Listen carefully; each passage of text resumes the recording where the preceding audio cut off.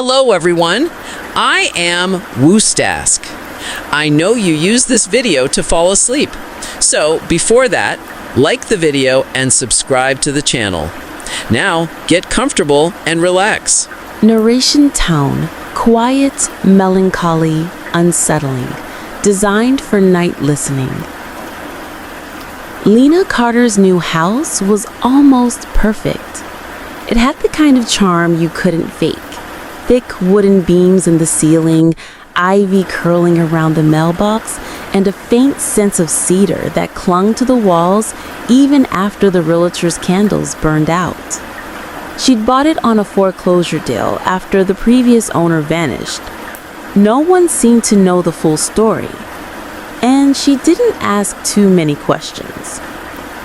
She needed a reset, a place to escape her past, her dead-end job, and a breakup that had left her feeling like a ghost in her own skin. "This place has good bones," the realtor had said, jangling the keys like a promise. Lena had moved in on a gray Thursday, boxes stacked like towers of her old life, untouched for days, while she focused on settling in. The house groaned and settled at night, but that didn't bother her.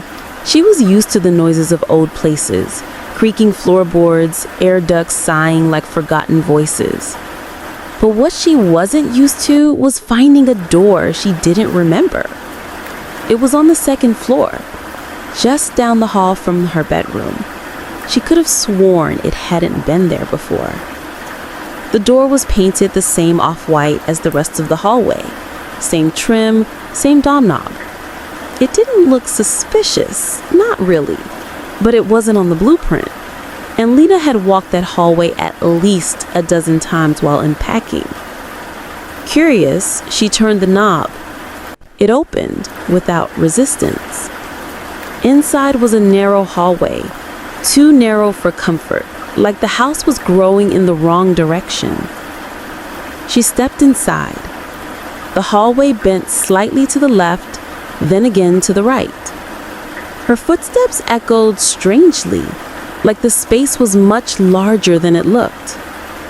After 30 paces, the hallway opened into a room. It was empty, except for a chair facing the far wall. And on that wall, a mirror.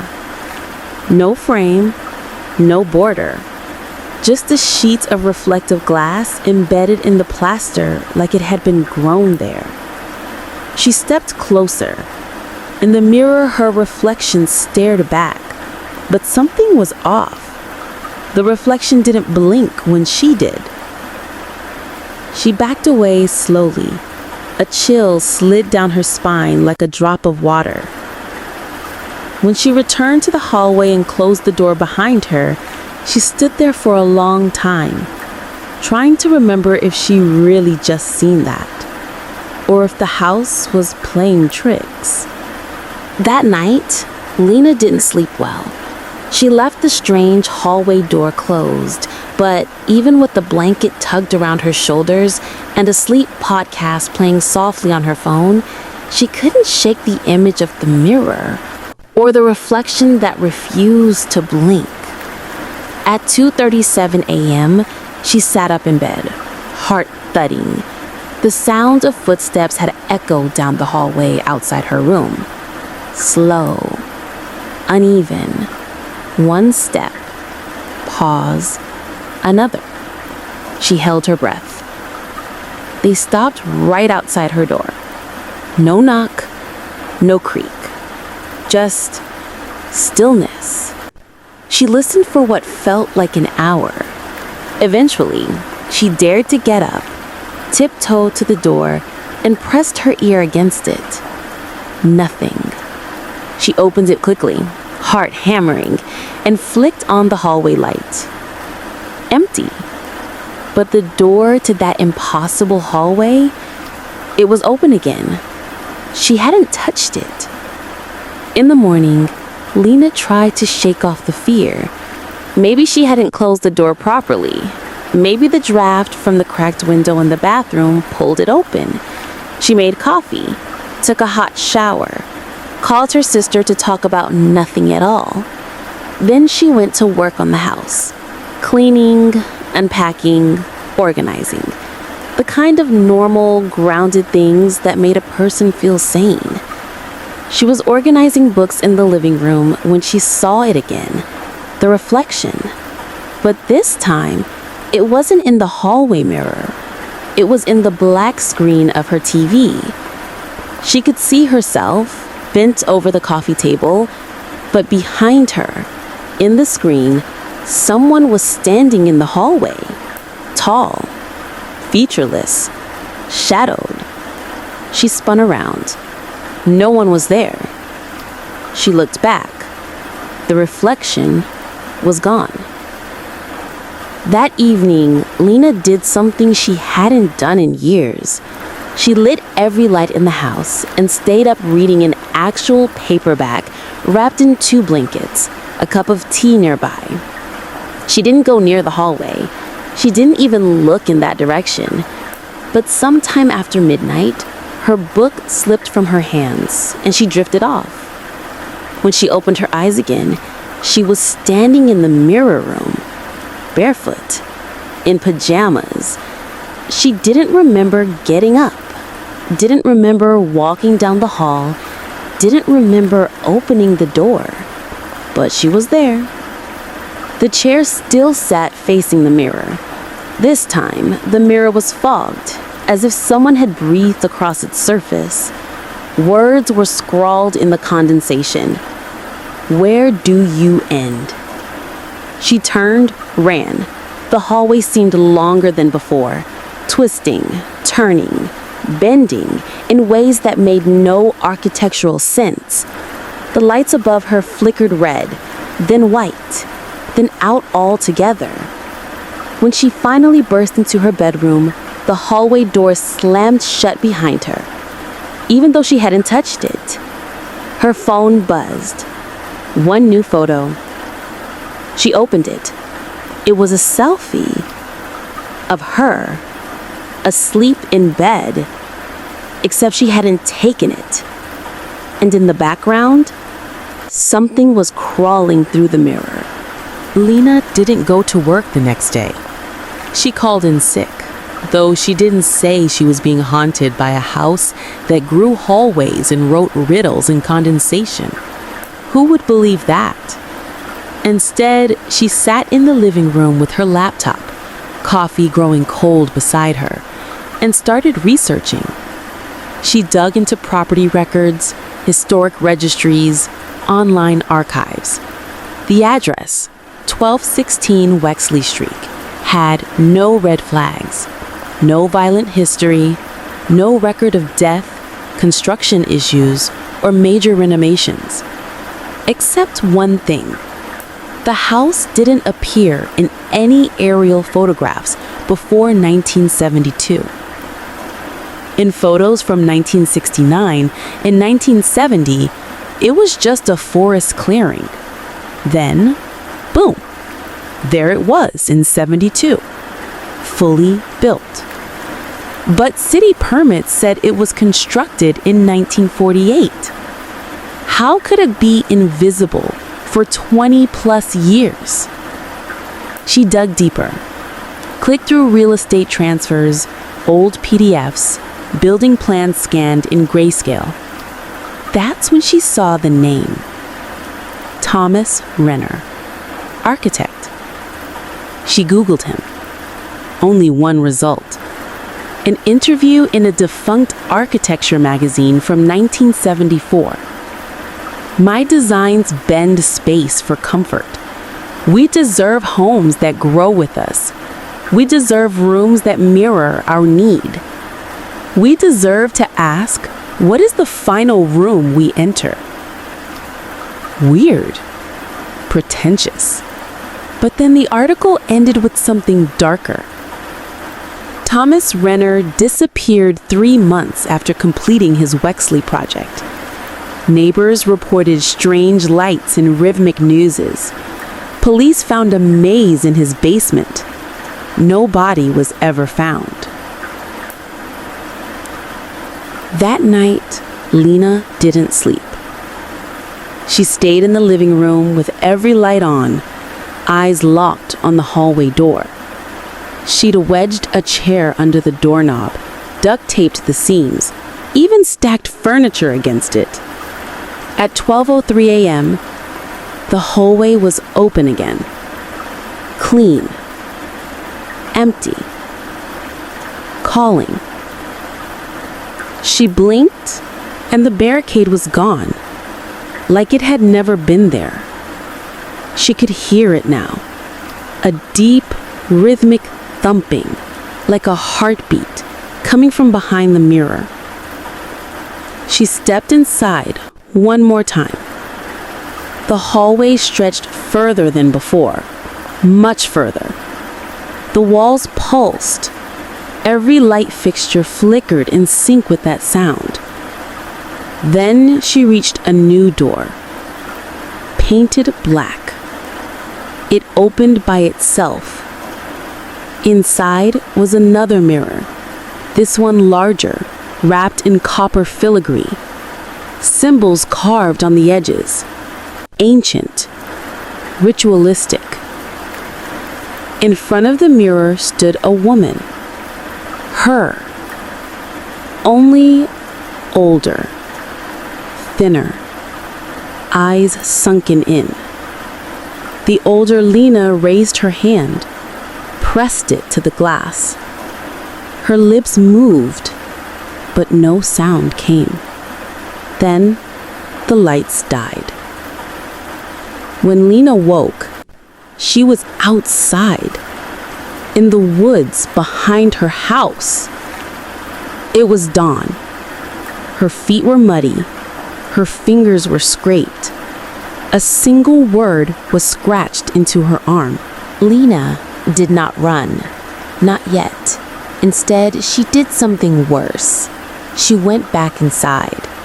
The house felt different now, like it was watching her. The floorboards groaned beneath her feet, not from age, but anticipation. The lights buzzed like insects caught between panes of glass. The hallway, the one that shouldn't exist, remained open. It always was now. She began to document it. Measured the hallway with string, 18 feet one day, 42 feet the next. Left the flashlight on in the room with the mirror. It vanished by morning. Chalked symbols on the floor. They shifted positions overnight. One night, she found a spiral staircase at the end of the hallway that hadn't been there before. It led up, but her house had no third floor. Still, she climbed. Step by step, breath growing colder, walls growing tighter. At the top was a door, no knob, just a rusted plaque. Do not let him out. And beneath it, a sliding metal window the size of a letterbox. She peered in.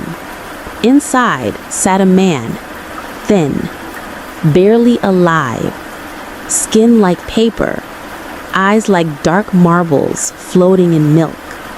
He looked at her and smiled. "I knew you'd come," he whispered. She ran, back down the stairs, through the bending hallway, into her kitchen, panting, covered in sweat and dust. She stayed there all night with the lights on.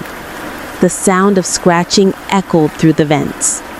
The next morning, she called the only person she trusted, her college friend Marcus, now a local journalist who specialized in weird stuff, urban legends, haunted houses, missing persons. "Send me the address," he said. "I'll be there tonight." Marcus arrived with a camera, notebooks, and a flask of black coffee strong enough to strip paint. They explored together. The hallway appeared to him too, which meant she wasn't losing her mind. He filmed the mirror, the endless corridor, the staircase. Then they found the attic. She swore the house never had one. It was filled with drawings. Childlike, frantic, hundreds of sheets tacked to the beams. Every one showed a different version of the house. Some twisted like pretzels, others built downward forever. Some had a face drawn into the basement floor.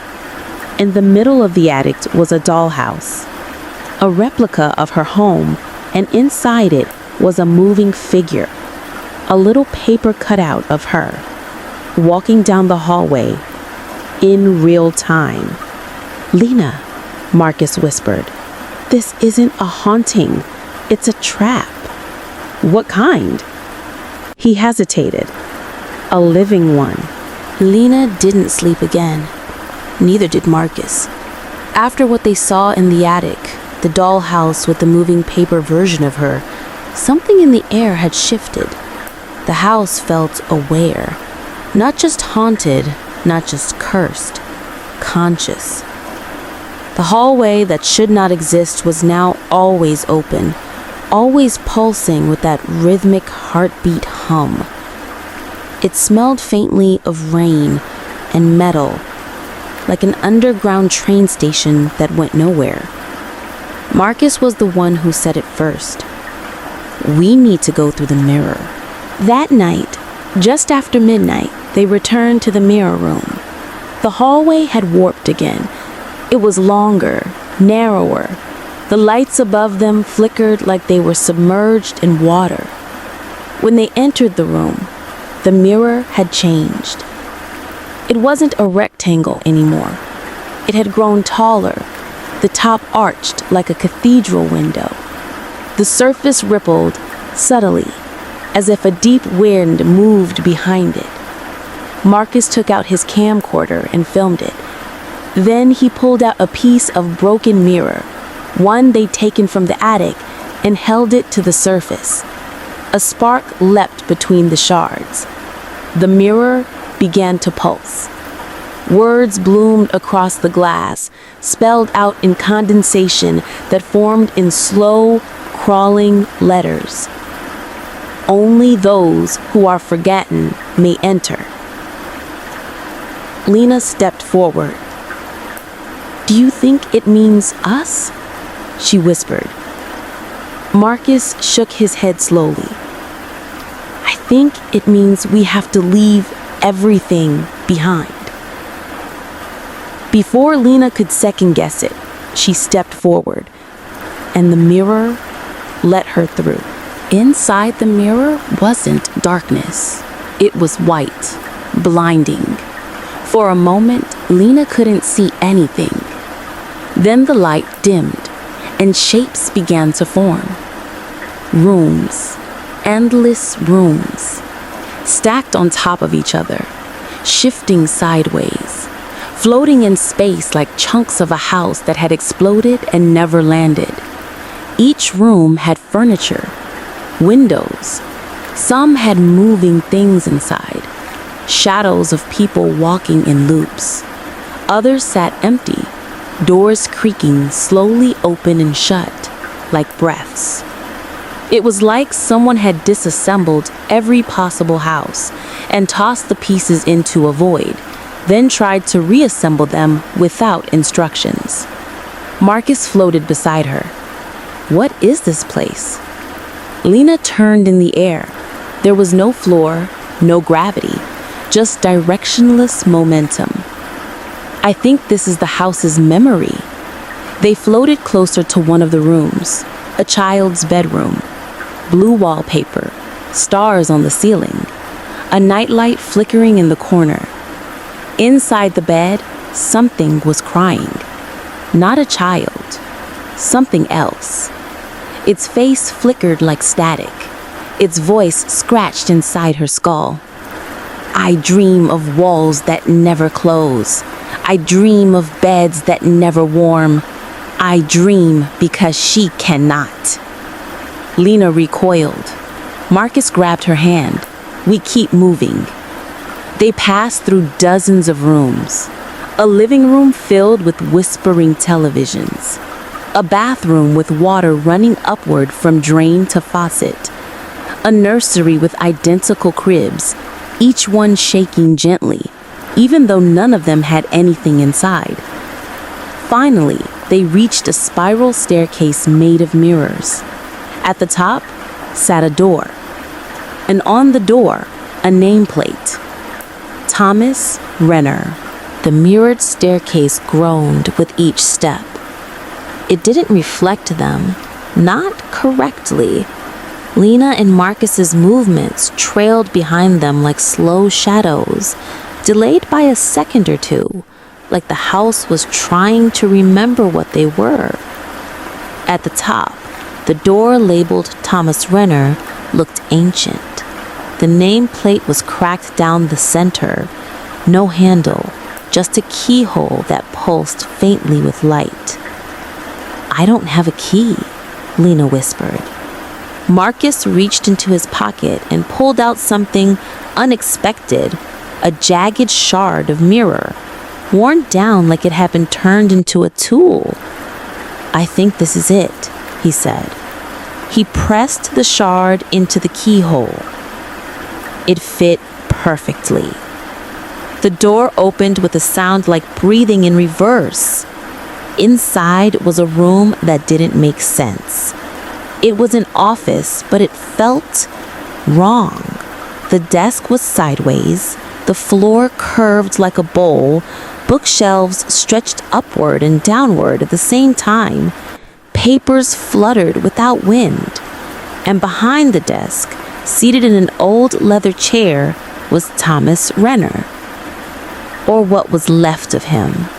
His body looked mostly human. Silver hair, tired eyes, long fingers folded over one another. But his skin rippled like it was remembering other faces. Sometimes he had a beard. Sometimes he didn't. His eyes changed color every time Lena blinked. "You made it," he said calmly. Lena stepped forward, cautious. "Are you alive?" He tilted his head. "I am remembered. That is enough." Marcus moved beside her. "Why is this happening? What is this place?" Renner sighed, long and slow. "This was supposed to be a sanctuary, a place where space could bend to our needs. I built it for my wife who was dying. A house that could grow, adapt, hold memory like breath." "But it didn't stop growing," Lena said. "No, because she didn't stop dying." His eyes dimmed. "I made the house to hold her soul, her echo, but something else came through, something older than her pain, older than architecture." Marcus paced. "The hallway, the mirror, the people in the rooms, are they dead?" Renner nodded. "Not dead, not alive. They are the unhoused. They stepped through like you did, and the house kept them." Lena shivered. "Why me?" "You moved in. That's all it needs. A mind, a heartbeat, a witness." Suddenly, a loud creak split the room. The walls cracked, the ceiling warped.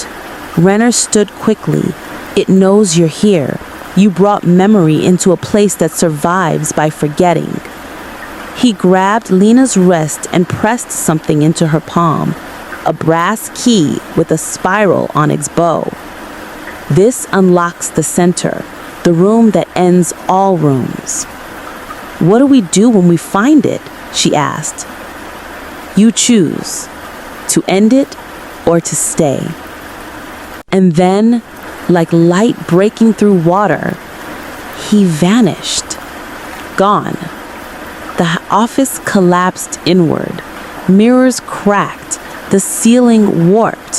Cries echoed from 1,000 windows. The house was waking up, and it was hungry. They ran until running didn't make sense anymore. There were no more hallways, no more floors, just space shifting in all directions. Stairs rising into nowhere, doors hanging mid-air like puzzle pieces. The house had lost its structure. It was becoming a mind, and it was remembering Lena. She held the brass key tight as Marcus drifted beside her. He looked shaken, thinner even. The longer they stayed, the more the place drained them. "We need to find the center," she said, breathless. A door swung open to their left, unmarked, wood cracked with age. Inside was a bedroom, her childhood bedroom. Same lilac wallpaper, same cracked light switch, same stuffed bear, Milo, sitting on the pillow with a sewn-on smile. Lena stepped inside like a sleepwalker. She remembered this night, her 8th birthday. That was the night her mother left.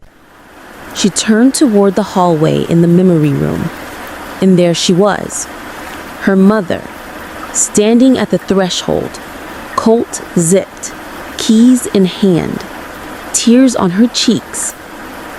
"You don't remember what you said to me," her mother whispered, voice echoing oddly. Lena's breath caught. This isn't real. But the memory spoke again. "You told me to go, that you didn't need me anymore." Lena shook her head. "I was a child. And you still built me into your house. You let me rot in the walls." Suddenly, the bear's face twisted, grin widening, eyes hollowing out. Marcus grabbed Lena's arm. "It's not her. None of this is her." The room started to melt, literally. Wallpaper dripping like paint in the rain. The bed folded into itself. The door exploded outward. They were falling again. They landed in a bathroom, not Lena's.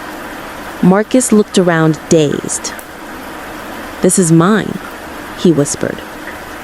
The tiles were green. The mirror cracked in the top corner. A razor lay on the counter. "I used to come here when I didn't want to be alive," he said softly. The lights flickered. A sound played over the air. A tape recording looping Marcus's own voice. "I'm tired. I'm so tired of pretending I'm okay." Lena stepped forward, gripping the brass key. "It's trying to pull us apart, one memory at a time." A sound roared through the walls, like distant breathing, but bigger, hungrier. "The center," Marcus said. "It's calling you." They ran. Down a new corridor, lined with mirrors, every one reflecting a different version of Lena. Lena as a bride, crying alone. Lena in a hospital gown, holding a child that never opened its eyes. Lena in the mirror room, but smiling as the chair behind her was empty. Each mirror cracked as she passed. The key in her hand grew hot.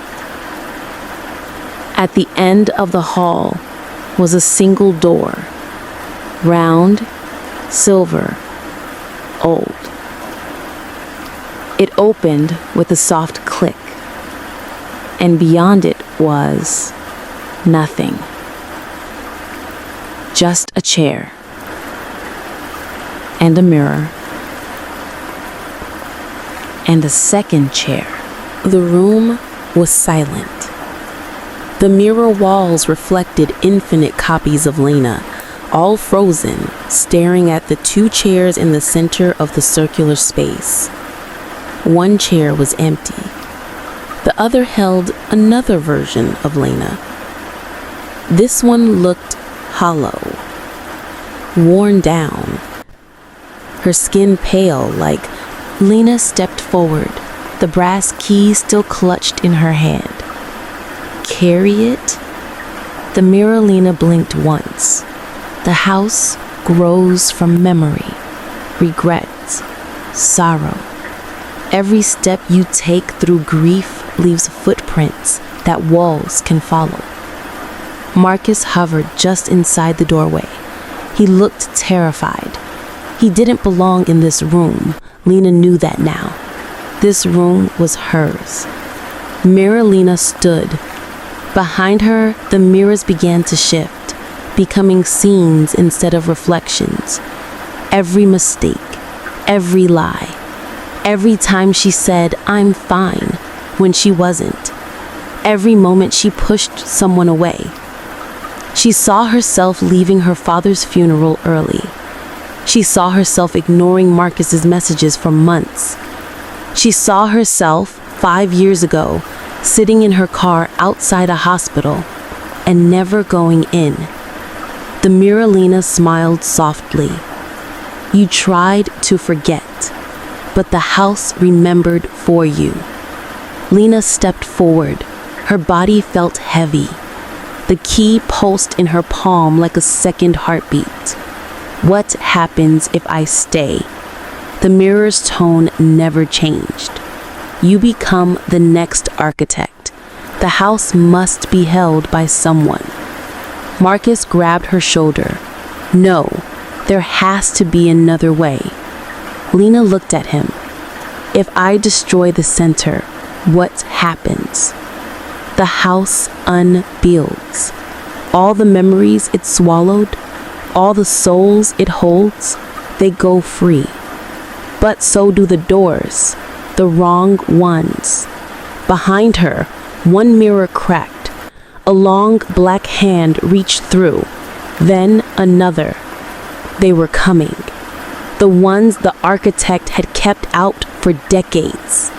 Lena had seconds to choose. Stay and hold the house, or destroy the center and risk everything. She turned the brass key over in her hand. It shimmered with her childhood handwriting, with the name Milo, her stuffed bear, with her mother's perfume, with Marcus's laugh. It was her memory, all of it. I'm not afraid to remember anymore, she said. She snapped the key in half. The house screamed. Mirrors shattered. Walls folded inward like a paper lantern collapsing in flame. Rooms twisted and vanished. The spiral stairs became ash. Lena was flung backward, falling into herself. She awoke in the front yard of the house on Wexley Street. It was on fire. Marcus sat beside her, eyes wide, blood on his forehead. You did it! Lena, you're you again!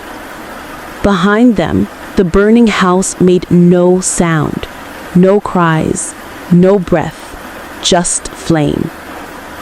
A fire truck was coming down the road. People were watching from their porches. Real people, awake. The mirror room, the hallway, the shifting attic, all gone. Just one house ending where it should. 6 weeks passed. The house on Wexley Street was declared an electrical fire.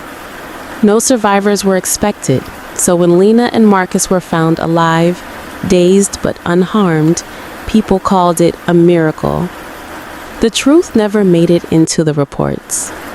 Lena moved into a small apartment downtown. Simple, bright, square rooms, normal corners, no strange hallways, no mirrors that watched her breathe. She started going to therapy, cut her hair, adopted a cat named Milo. For the first time in years, she felt awake. One rainy evening in November, Lena sat on the couch, reading, Milo asleep on her lap. She heard the mail slot click. Odd. Mail didn't usually come after dark. She walked to the door and picked up the envelope. It was blank. Old paper, faded ink. Just like the first one she'd received months ago. She opened it. One line, handwritten. The house needs a new room. No signature. just a key taped to the inside, a brass one. She stared at it for a long time. Later that night, she dreamed. She was back in the mirror room, but this time there was only one chair, and it was facing away from the mirror. She walked around it slowly. There, seated with folded hands, was a little girl, 8 years old, hair in braids, holding a bear. She looked up at Lena and smiled. "You made a room for me." Then the walls bent backward and the door closed with a whisper.